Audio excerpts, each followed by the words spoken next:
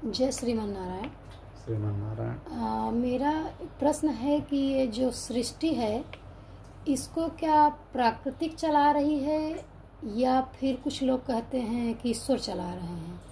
तो मतलब लोगों का जो अलग अलग मत है तो कौन सा मतलब सही है, ईश्वर चला रहे हैं या प्राकृतिक चला रही है। ये जो सृष्टि हमारी है उसको कौन चला रहा है। पहली चीज तो ये समझना है हमें जी कि प्रकृति और ईश्वर में तनिक भेद नहीं है।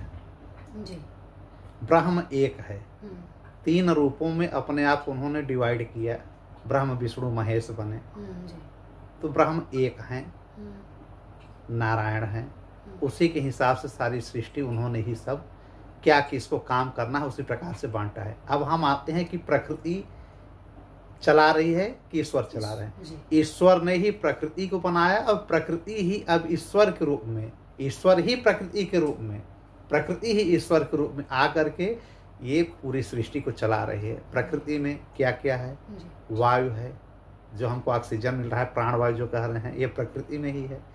प्रकृति में पेड़ पौधे से लेकर दुनिया की सारी चीजें, पूरी पृथ्वी प्रकृति में ही आ गई, सागर समुद्र से लेकर के सब कुछ, ठीक है। सब कुछ हमको खाने पीने रहने के लिए व्यवस्था करने के लिए सब प्रकृति से ही हो रही। अब हम प्रकृति के विषय में जाने कि प्रकृति है क्या।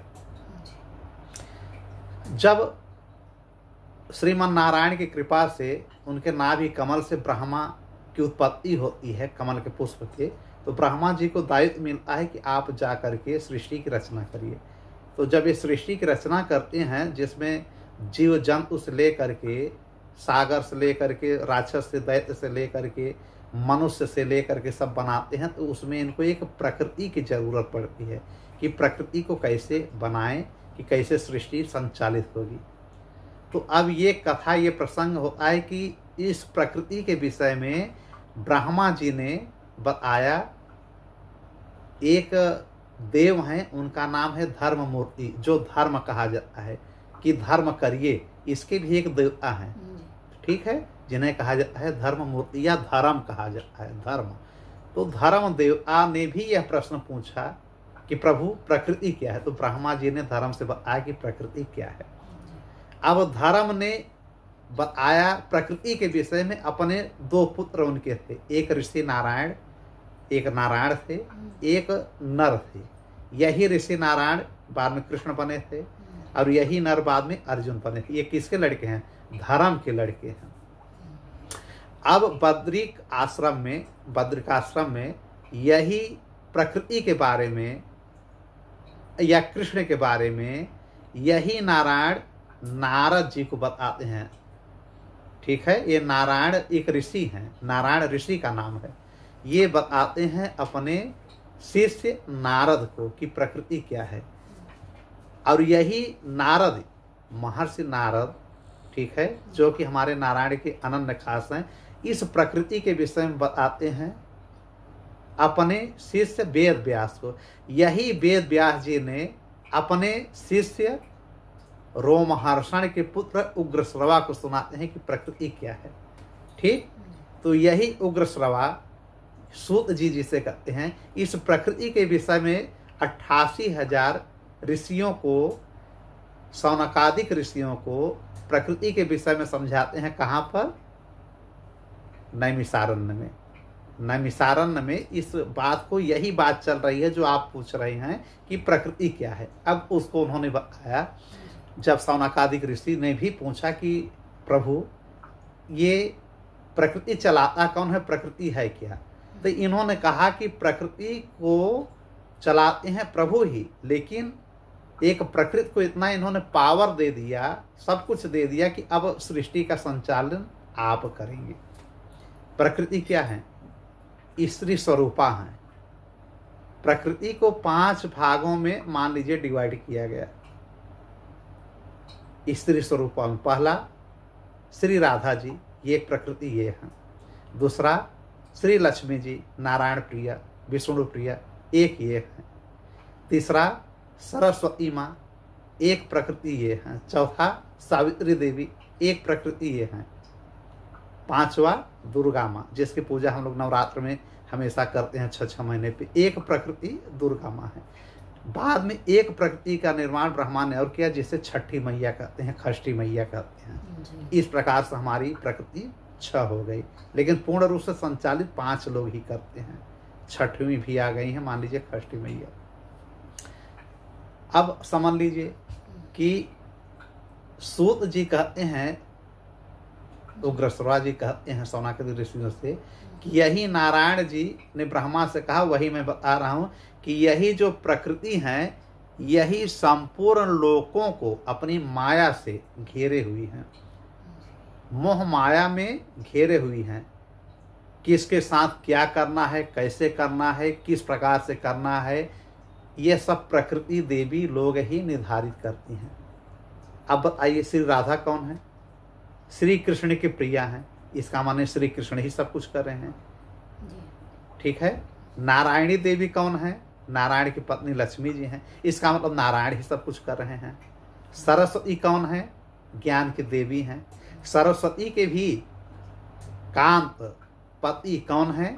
हमारे विष्णु भगवान ही हैं, विष्णु भगवान है। ब्रह्मा तो बात की कथा है, विष्णु भगवान है।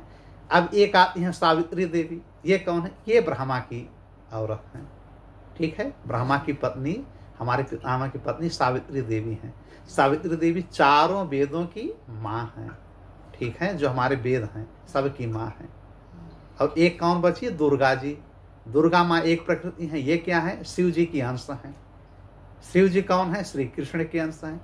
तो अब समझ लीजिए, जब प्रकृति को 5 भागों में बांटा गया, तो यही सारी प्रकृति जो ईश्वरीय स्वरूपा हैं, ये जाके नारायण और शिव से ही और ब्रह्मा से संपर्क कर रही हैं,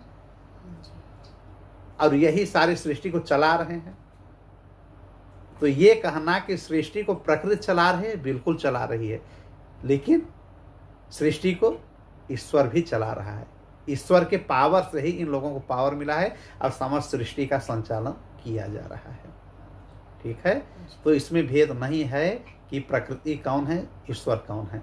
हम प्रकृति को भी अगर पूज रहे हैं तो भी ईश्वर को पूज रहे हैं, ईश्वर को भी पूज रहे हैं तो प्रकृति को पूज रहे हैं। हमारे धर्म ग्रंथों में समस्त पेड़ पौधों को, जल को, सारे जानवरों को, आकाश को, सूर्य को, तारा, नक्षत्र, चंद्रमा, गंगा, नदी, तालाब, सबकी तो पूजा की जाती है। इसका मतलब ये सब जितने हैं पर्यावरण में, हमारे आसपास अगल बगल, ये सब प्रकृति ही सबको संचालित करती है। इसलिए कहा गया है लक्ष्मी 3 प्रकार से घरों में जाती हैं। एक जो देवताओं के पास हैं वो राजलक्ष्मी है, सॉरी वो स्वर्ग लक्ष्मी है। स्वर्ग में रहने वाले लक्ष्मी को स्वर्ग लक्ष्मी कहते हैं। राजाओं के पास रहने वाले लक्ष्मी को राजलक्ष्मी कहते हैं।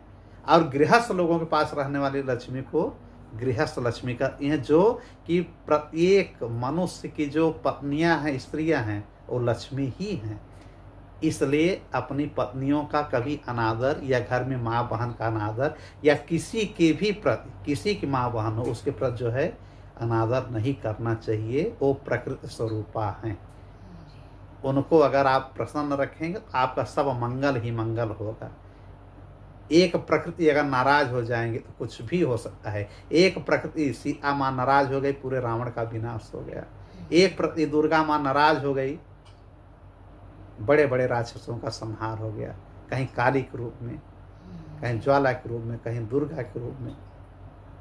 सिंह वाहिनी नाराज हुई कितना। तो कहने का मतलब जैसे प्रकृति अगर हमारा नाराज होता है, देख रहे हैं कहीं कोरोना आ रहा है, ठीक है, कहीं महामारी आ रहा है, कहीं ज्वाल भांटा आ रहा है, कहीं ओजोन की परत जो है गर्म हो जा रही है। तो ये प्रकृति का ही सब खेल है।